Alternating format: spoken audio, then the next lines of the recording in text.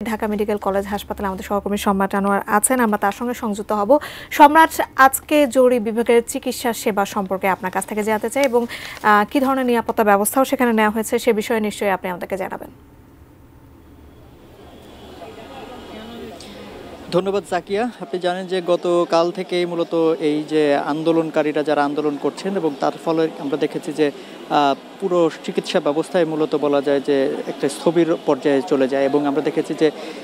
জরুরি বিভাগ যেটি সাধারণত সবসময় খোলা থাকে সেই জরুরি বিভাগটাও বন্ধ করে দেওয়া হয়েছিল এবং তারপরে তারা 24 ঘন্টার একটা শর্ত দেয়। 24 ঘন্টার মধ্যে যদি দাবি দেওয়া পূরণ করে তাহলে সেই শর্ত অনুযায়ী তারা 24 ঘন্টায় শুধুমাত্র জরুরি বিভাগের কার্যক্রম সেটি চালু করার কথা তারা জানিয়েছিল এবং আমরা আজকে সকাল থেকে মূলত সেটিই দেখতে পাচ্ছি যে এই ঢাকা মেডিকেল কলেজ হাসপাতালে জরুরি বিভাগেই যাবতীয় কার্যক্রম চলমান রয়েছে এবং আমার সহকর্মী যদি দেখায় যে আসলে সকাল থেকে মানুষজন এখানে প্রচুর সংখ্যক আসছেন এবং কি তারা এখানে এসে মূলত যেটি দেখছেন যে সেভাবে চিকিৎসা আসলে পাওয়া যাচ্ছে না। বহির্বিভাগ যেহেতু বন্ধ সেখানেও কোনো চিকিৎসা পাওয়া যাচ্ছে না, শুধুমাত্র সংকটাপন্ন যেসব রোগীরা আসছেন তাদেরকেই এখানে নেওয়া হচ্ছে এবং কি তাদেরকে পরবর্তী যে কি করা যায় কি করতে হবে সেই চিকিৎসা পদ্ধতি এখান থেকে বাতলে দেওয়া হচ্ছে। এবং আরেকটি বিষয় যেটি জিজ্ঞেস করছিলেন যে নিরাপত্তার ব্যবস্থা, হ্যাঁ নিরাপত্তার ব্যবস্থা মোটামুটি নিশ্চিত করা হয়েছে এবং আমরা এখানে আসার পরে যেটা দেখেছি যে সেনাবাহিনীর সদস্যরা এখানে অবস্থান করছেন এবং কি তারা সাজোয়া যান নিয়ে এখানে অবস্থান করছেন এবং গেটের কিন্তু পাহারা দিচ্ছেন অস্ত্রধারী একদম বিজিবি সদস্যরা পাহারা দিচ্ছেন। এছাড়াও র্যাবের টহল দল আছে, পুলিশের সদস্যরা আছে এবং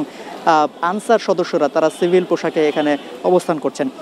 আর সার্বিকভাবে তাদের যে মূল দাবিটি ছিল যে 24 ঘন্টার মধ্যে এই যারা এই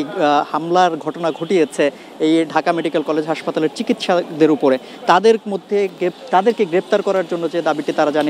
করেছিলেন তাদের মধ্যে কিছুক্ষণ আগে একজনকে গ্রেপ্তার করা হয়েছে। তাকে গ্রেপ্তার করা হয়েছিল গাইবান্ধা থেকে,